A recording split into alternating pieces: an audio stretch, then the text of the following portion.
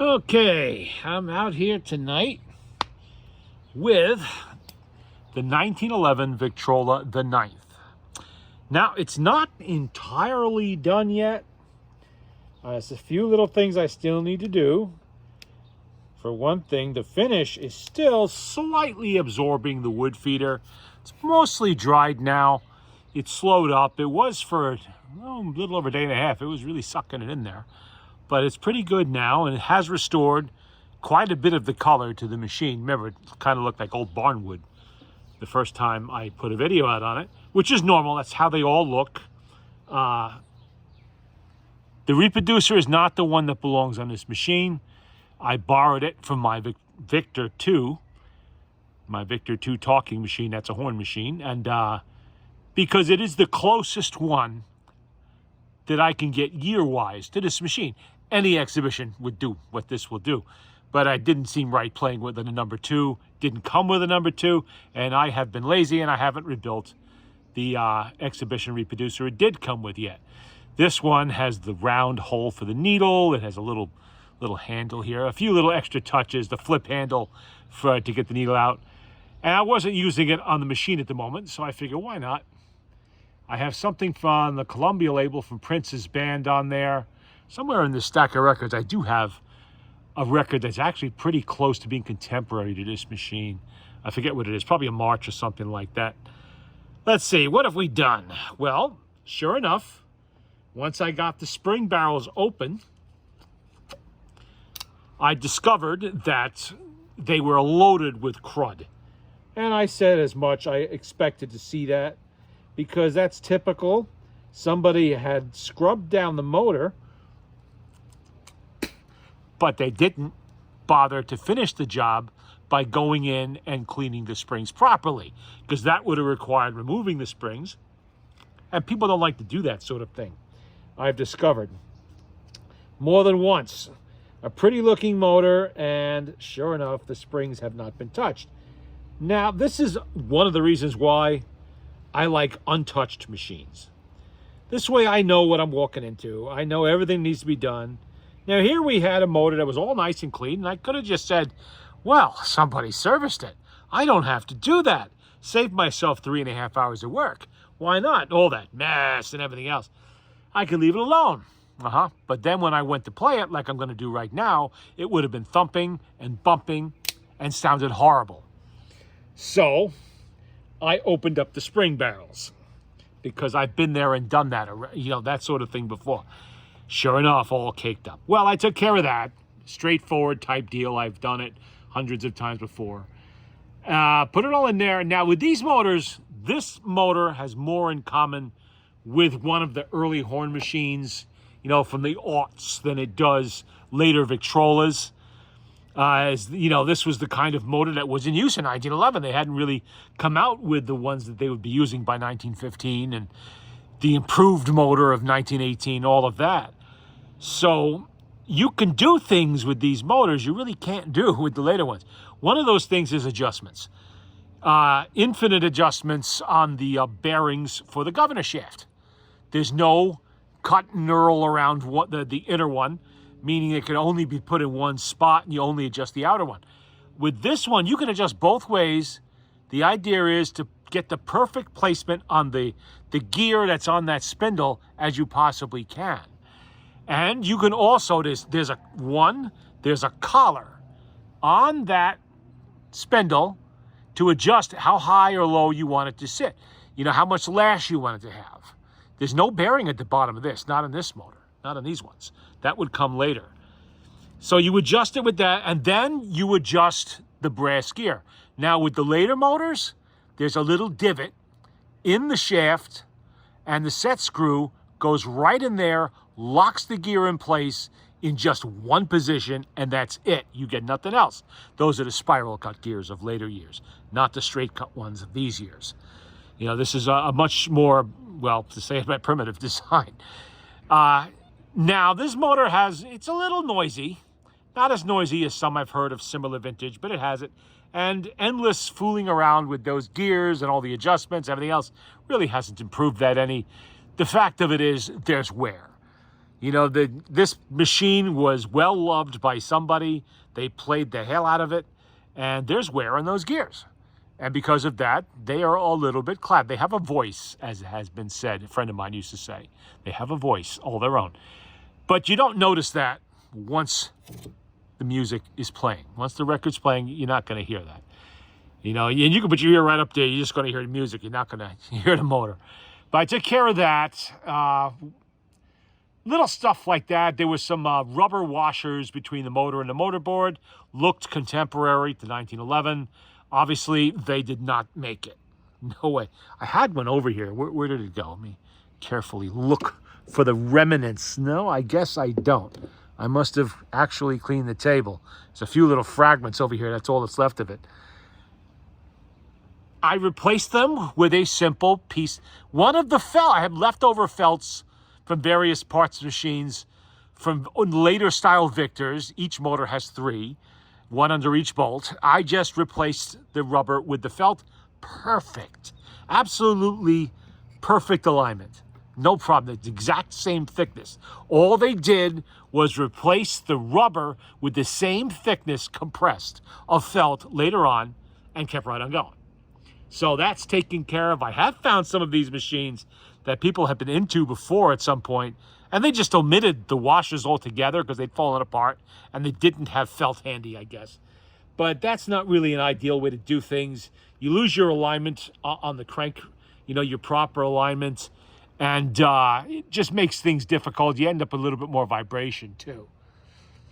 And you know, you could see where in the past this motor had some issues, because there is a mark, and I did re-glue that motorboard, by the way. There is a circular mark, faint, but there, on the motorboard, showing where this was at one point misaligned and playing, you know, kind of cockeyed, because the screws had come loose and someone hadn't tightened them and they kept on playing it. Very mild, and you cannot see it when the turntable is actually on there. I haven't fixed the felt yet. I'm still debating if I'm going to have to tear that off altogether. There is a tiny bit of rust under there. I may be better off just replacing it, but we'll see. We'll see. I hate doing that because it's really not in bad shape. It's just discolored. It's just bleached, because I'm guessing this machine was left exactly as you see it for a very, very long time. It's even got the outline of a 10-inch record on the felt, where it's slightly darker with a 10-inch record covered and lighter on the outside that wasn't covered, which means that sunlight was reaching it. If sunlight hadn't reached it, it never would have bleached to that extent. So they were leaving it with the cover up. Who knows why? You know, it's not mine to figure that out. They just did. Maybe it was abandoned in an attic somewhere and they'd left the cover up for decades and just no one ever went to close it. I don't know. But I may end up having to replace that felt. Depends on how extensive the rust turns out to be under there. I don't want to leave active rust underneath the felt. That's not a way to do things. Even if it means I have to replace it, I do have the correct color felt if I need to.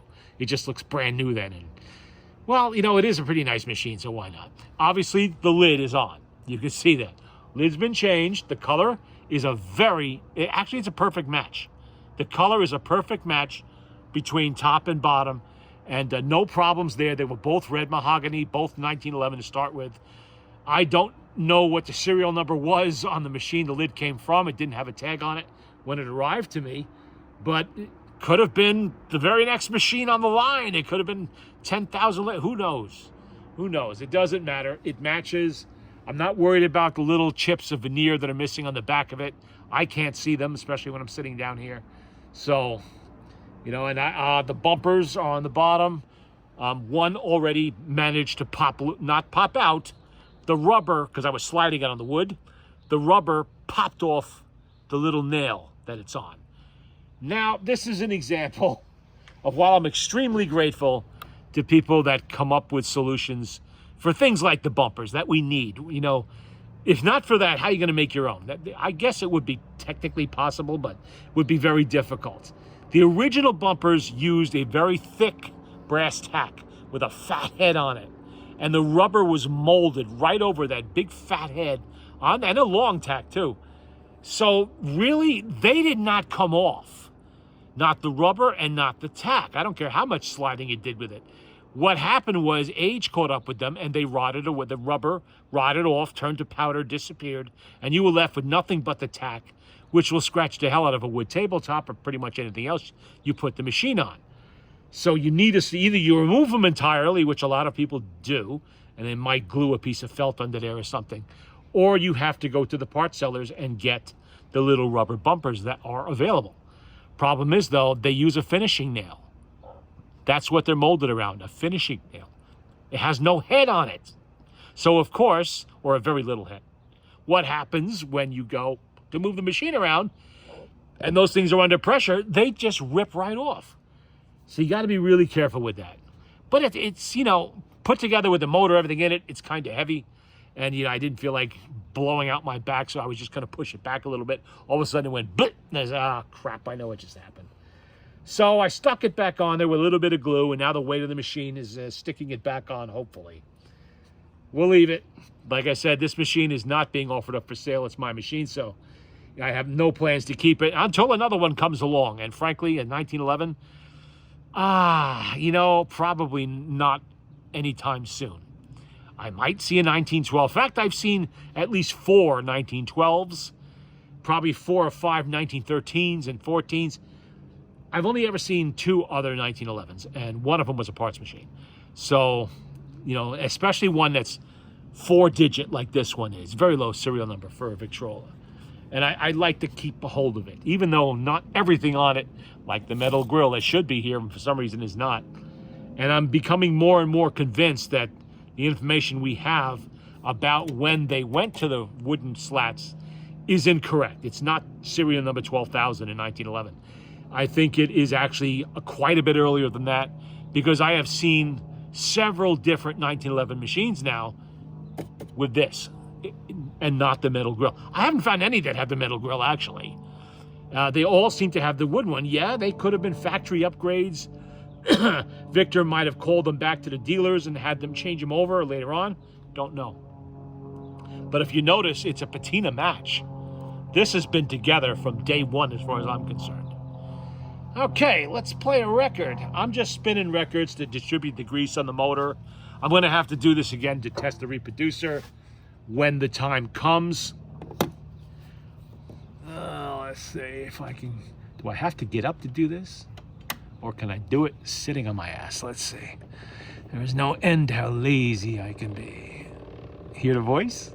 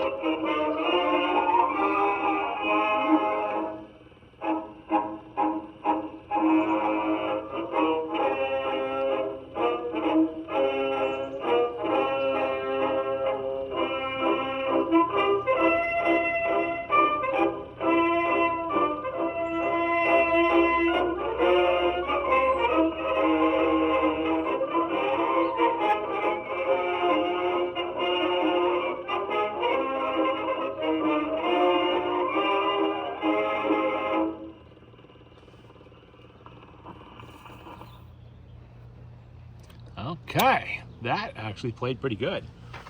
Oh, and if I didn't mention it, this is a rebuilt reproducer. I rebuilt it. When did I get the Victor 2? 8-10 years ago. I rebuilt it then.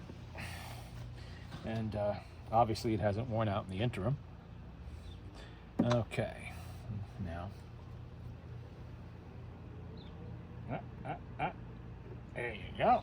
Oh, wait a minute. We have a needle box there. Forgot about that. All right.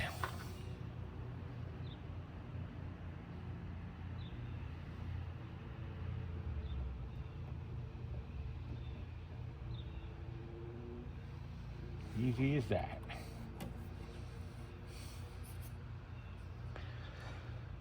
And this is what you look for in a Columbia label that is correct for Victrola type machines such as this, or acoustic Columbias, which disappeared from the US market by 1923 anyway. And we have the Washington Grays on this side. I get that question now and again about the labels, what kind of records are correct from my machine, all of this. And that's the Batwing Victors. Stick with that, and you'll be fine.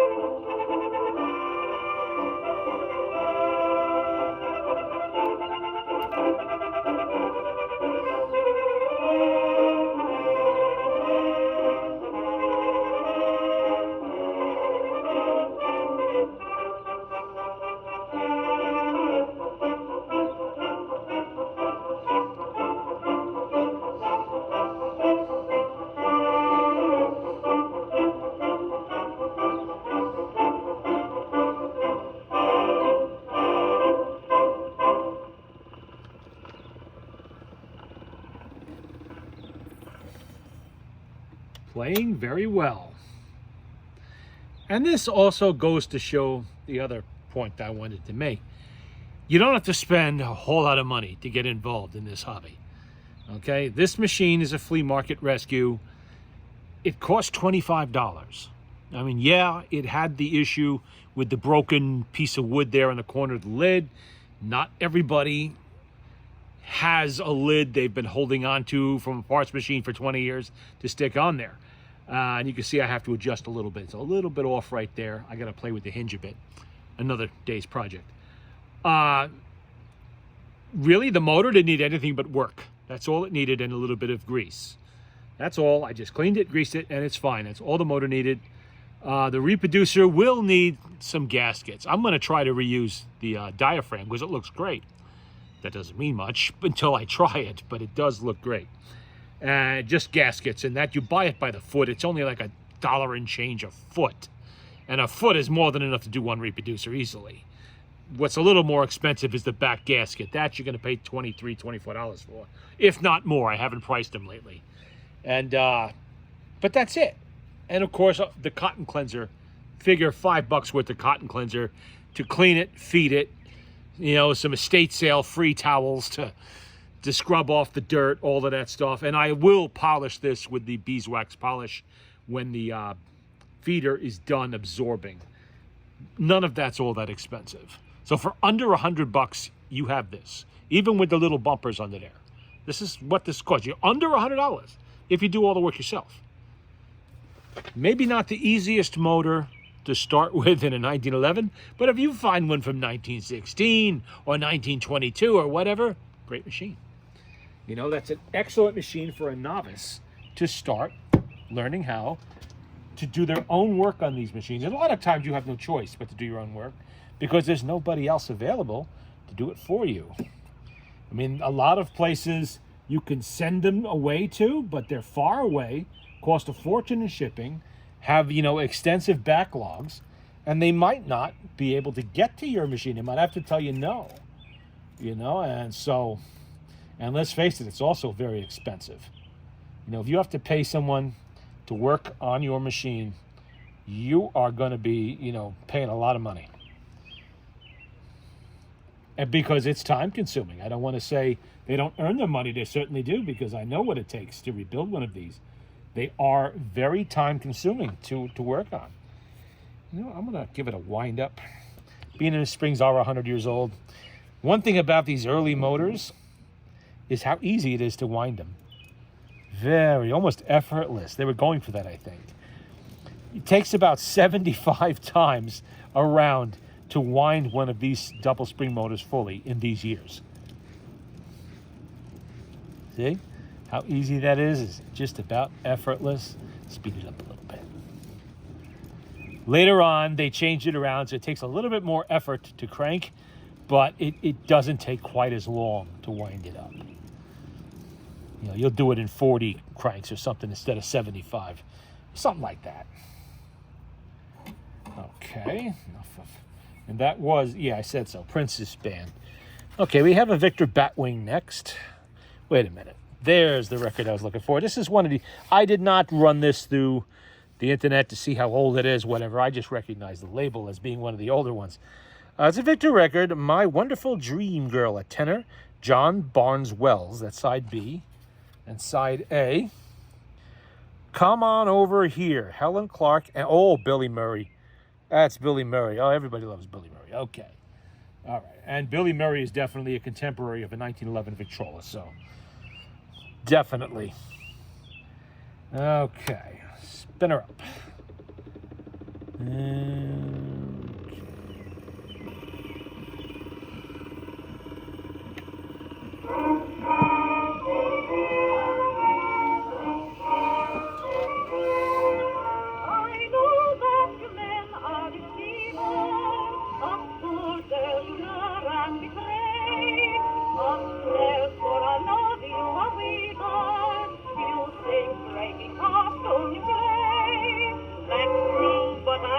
Like the rest, dear, I could not deceive if I tried. Rovers are a race I detest, dear. In me you may trust and confide. You're a dangerous man, I know. Something tells me I must go. No, come on over here. Here's a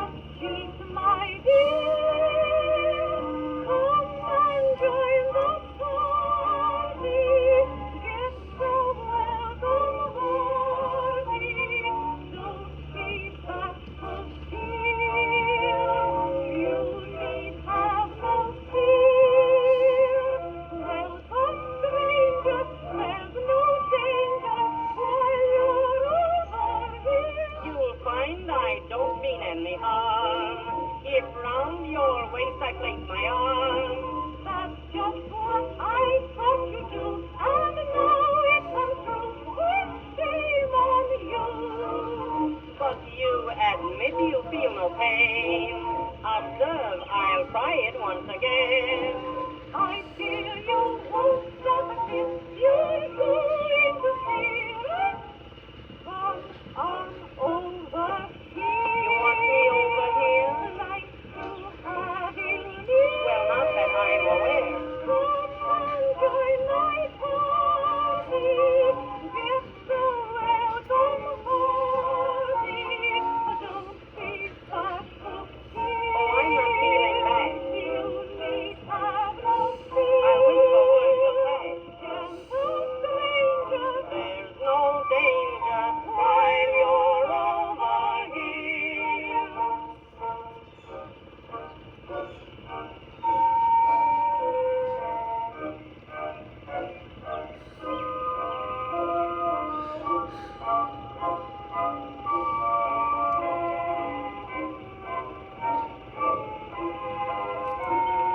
Don't be bashful, dear. Oh, I'm not feeling bad. You need have no fear. I'll just remove my tag.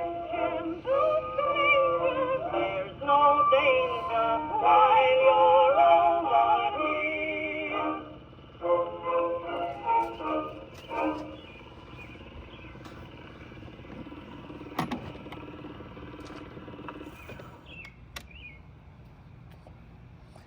One other thing about the springs. These springs are definitely Victor originals. I don't know they are original to 1911, but I suspect they are. They're definitely made by Victor, the Victor company before 1928. Old style logo on them. And as you can see, there were no cracks, by the way. They are still functional. So, except for the smallest motors, where I like to change springs whenever possible, with these machines, I like to play them, bigger stuff like this, I like to play them first. Even if it means I have to pop the spring barrels back open again, and it's only a matter of work, just to clean them out and then reinstall another set of springs or new springs or whatever. But in this case, it's paying off because you can see I'm getting 2 plays. I can probably get 3, although I'm not going to put that to the test right now, but not until the grease is a little warmer than it is right now. It's only about 60 degrees out here. It's not really a super warm day yet, which is good. It's perfect weather to sit out here, listening to the Victrola, enjoying a fine cigar. And by the way, tonight's choice of cigar is C'est la Vie. It's a house brand for a place where I buy my pipe tobacco, so it's actually pretty good. You don't know what you're getting with house brands sometimes, but this is actually a pretty good cigar. Okay, spin her up.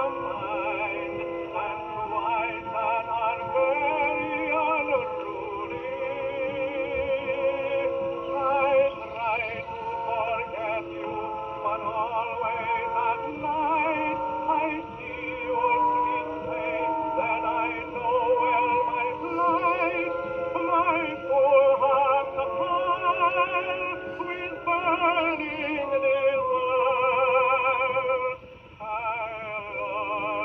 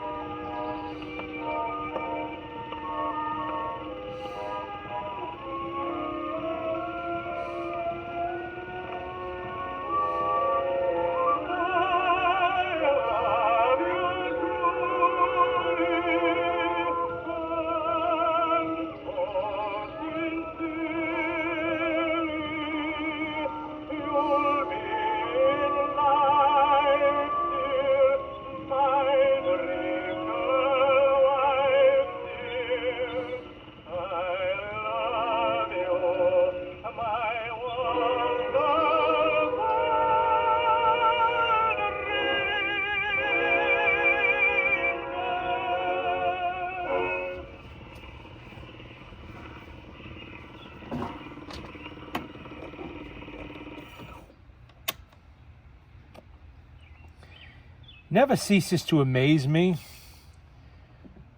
how well these machines still operate. Literally over a century since they were produced. I mean, how solid they still are, how well they work, how nice they sound, playing the original records. Not like these records were made yesterday. They've been around a while. And they play so well. I mean, this machine, it was still a year before the Titanic would sink. It was 3 years before the First World War would start.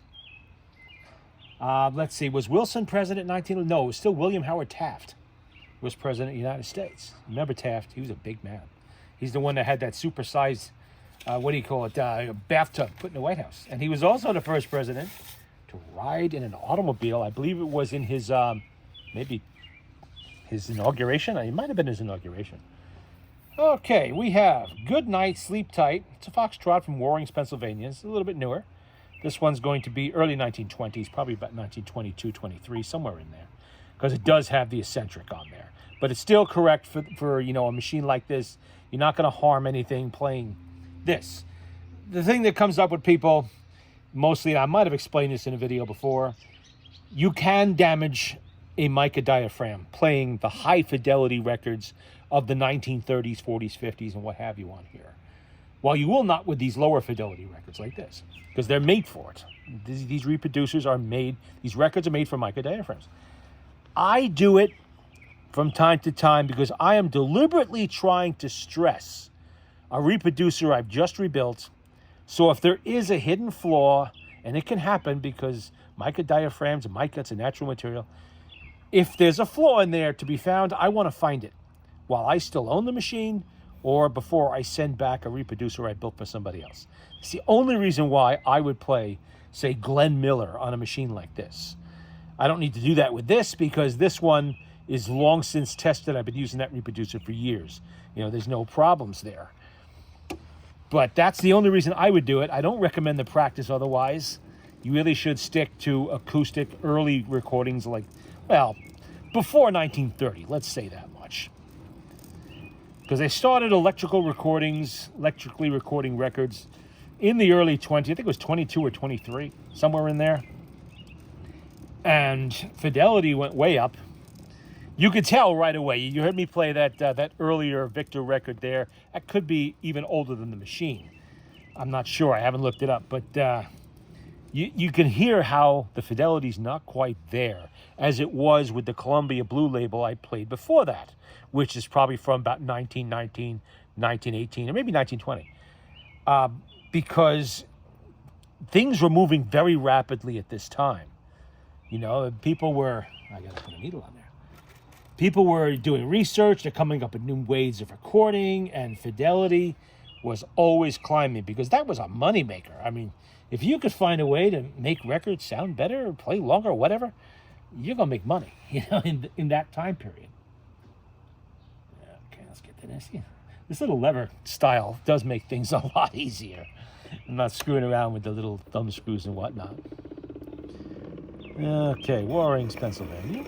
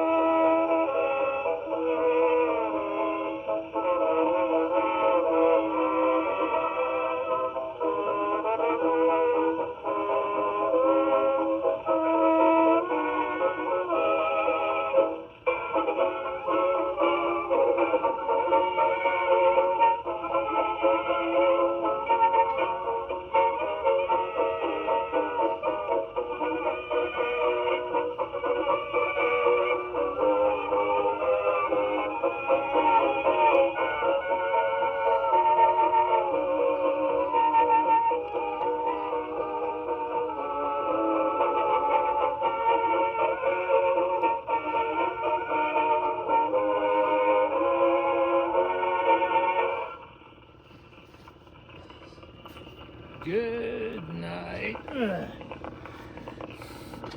And if you've noticed the lamp over there and wondering, why has he got an oil lamp on? That's because I put a little bit of citronella oil. I mixed it with the usual oil I use in those. Because while it's not all that warm out here, that has not really stopped the mosquitoes from waking up. And they are definitely out and buzzing around. While I do have some of that off stuff on, that helps. And also the cigar helps too. And that's one of the reasons I like to have a cigar in the evenings out here when I sit. Keep the little bloodsuckers at bay. Otherwise, they'll be all over me. And that, okay, did I show the label on there? I think I did. And now we have I'm Haunted by That Swanee River Song. That I have to hear. I'm haunted by that Swanee River song. That is Warring's Pennsylvanians again.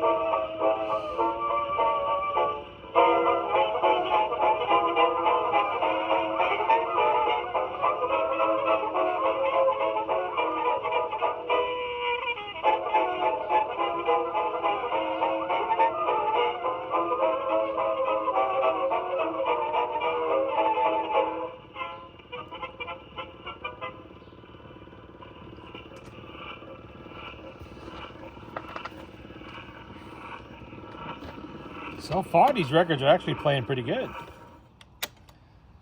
Okay. And I still have to replace that missing little screw on the hinge. If you didn't notice it, it's right there. For some reason, it's not there, and I don't know why. So I have to find one somewhere. Little things like that crop up. And, you know, I understand how that would be a problem for someone who did not have access to parts like I do, but there are people that will sell you parts. Or you can start acquiring your own disasters out there that you can use as parts machines, but not if they're as good as this one was that could be brought back. And while I was sitting here listening to the music, I figured out I have about $50 invested in this machine all told. And that's it, really, between the purchase of the machine and the parts I put into the will put into the reproducer. Our director March Columbia Band. And National Emblem March. Did we hear that one already? I don't think we did. I'm going to check, though.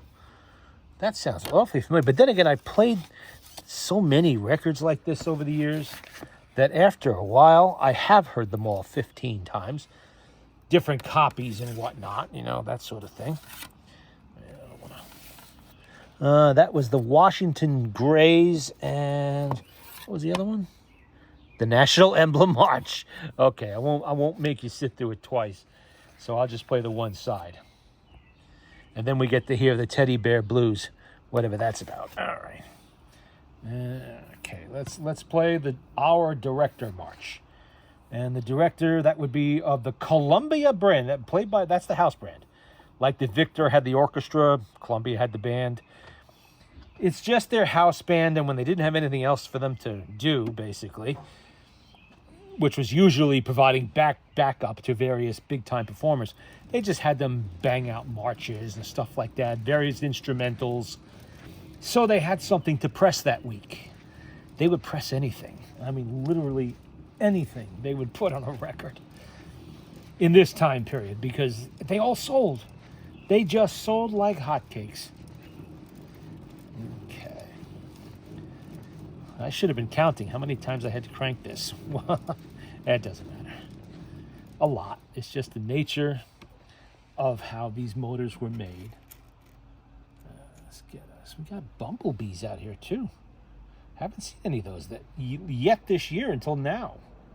All of a sudden I have bumblebees out here. But they're harmless enough. Hornets, on the other hand, would not be. So let's hope we don't have any hornets this year. All right.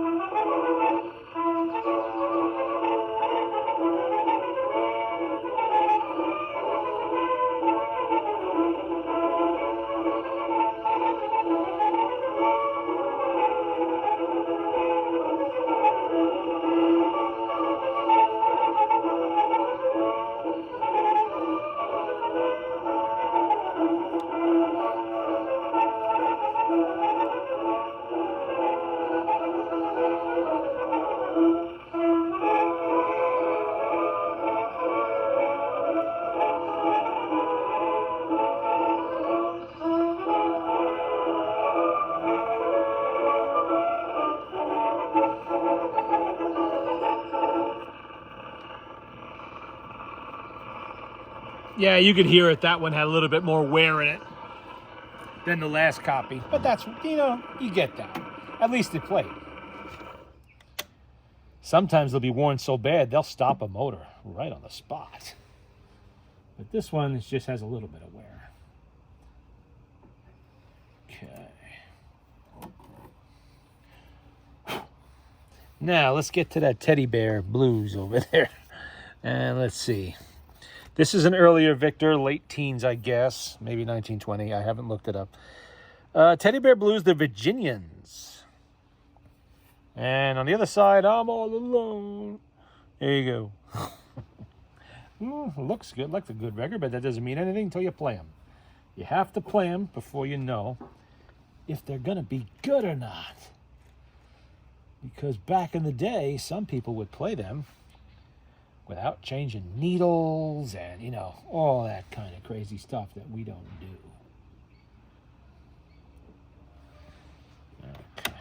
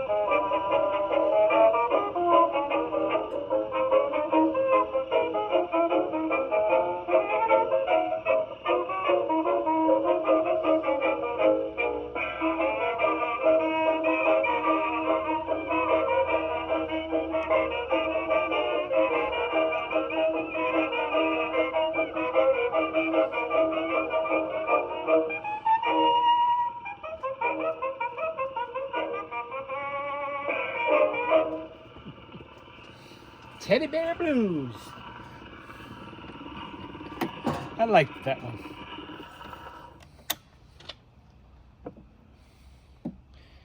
Okay, let's get rid of that needle first off so I don't forget. And we're going to go to I'm All Alone. Okay. There we go. That played nicely so far. No problems with those springs whatsoever. They're playing. I'm not pushing them too much. Once I get some warmer weather, I am going to try to see how many plays I can get out of them. My suspicion is 3 plays, maybe 3.5. That's about average for a Victrola 9 with 17-foot 17-foot springs that are original. Most are not quite as old as these ones, but still, that's what I found in the past on similar machines. And the reason why I'm waiting for warmer weather, for those wondering, grease thickens up in colder weather. In the 60s, not that cold, but still. The grease remains thick, but in warmer weather, it tends to liquefy a bit more. That provides less resistance on the springs, and you'll get a little more power out of the motor. Now, any colder than this, I really would not play this machine at all, because the older the spring is, the more chances are something could happen to it because of the cold. Flat springs do not like cold. Springs in general don't like cold, but these especially.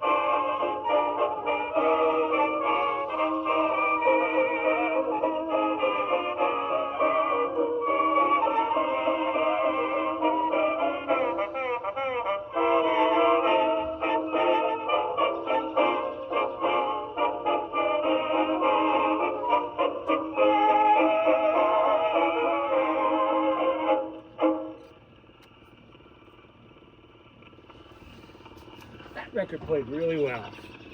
And I have a feeling that one's going into my permanent collection. Let's see, what else have I got? I thought I brought a couple more out. Maybe not.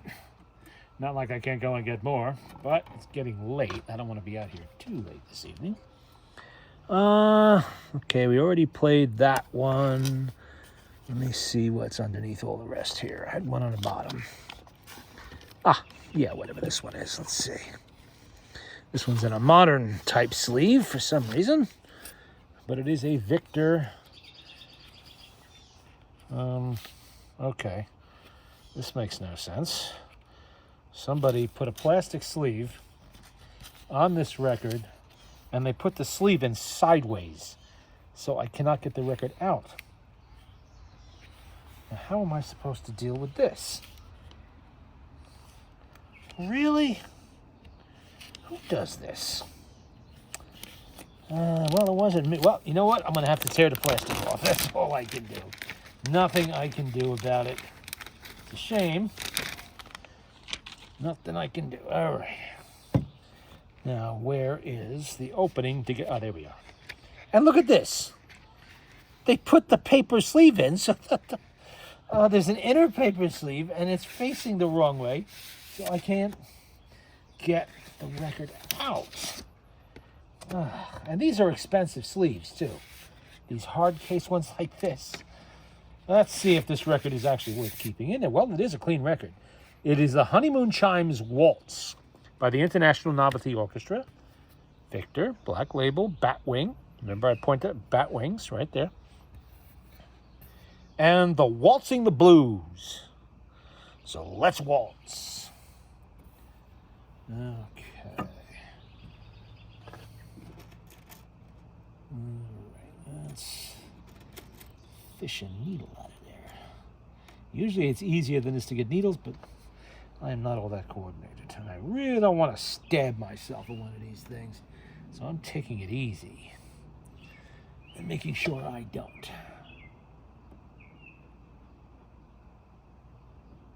Okay. Oh. Closing the lid without putting the needle on the record. That'll get great results.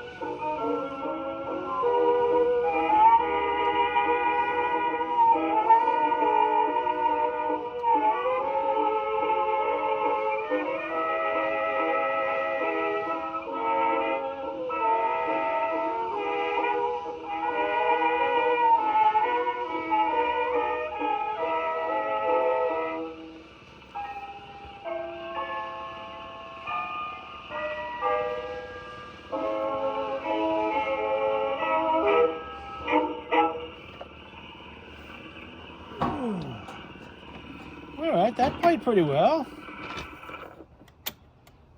Okay. Let's get rid of the needle. And you can see the sun is beginning to go down, and it's going to get down into the 50s probably tonight. Waltz on the Blues, got to hear that one. And that'll be the last song I'll be playing this evening, because I have a feeling this this video is already over an hour long. What am I doing? I don't want it full wound. I'm going to have to wind it down. Let's put a needle on there. Luckily, I have recently supplied with needles, so there's plenty for any of the playing I'm going to do. All right, get in there. You see, working on a machine like this is my happy place. I like these types of machines. I like Victrolas in general, but especially from the early to mid to late teens, around in there. 20s are okay too. I have my Victrola 50s, the portables, all of that. But in the teens, when things were really changing a lot as they were developing these machines, it's just fascinating to work on them and see the changes as they go by. In 1915 is different than in 1917, which is different than in 1912, which is different than in 1911, and so on. I mean, horn machines are great, don't get me wrong, but there's a couple of issues with horn machines that I found anyway. One, the horn. I'm always whacking my head into it. Every time I bend over to crank or put a needle up, whack, I always forget to move it out of the way. That's one thing. The only one I didn't have that problem with was the Victor 3 with that Space Saver brass horn I played, must have been 6-7 years ago, maybe. That one, obviously, because it was all the way back here, it wasn't in a way. That's why that horn was developed to start with, and horns like it. And the other thing is, those machines cost thousands of dollars in many cases, if it's a Victor, and I'm just cheap. Really, I am. I just don't like to pay thousands. Somebody do the math and figure out how many $25 or $50, let's say, Victrola the 9ths, like this one, flea market refugees, I can buy in that same $2,000 or, $2,500 or whatever the Victor 3 is bringing these days now. And how many hours of entertainment I'm going to have fixing that many machines. I probably have, let's see. I'm going to say I got about 14 hours into this machine already. And I'm not done yet. 14 hours of entertainment, because this is entertainment for me. This is my hobby. It's not how I make a living. I'm retired. I don't make a living anymore, but this is, my thing. I love to play with them. So if I have a whole bunch of machines that are going to occupy my time for a long period of time, I'd rather do that. And they're just nice machines. I like to play with them. Okay, this one last Waltzing the Blues. I'll shut my yap and I'll play the record.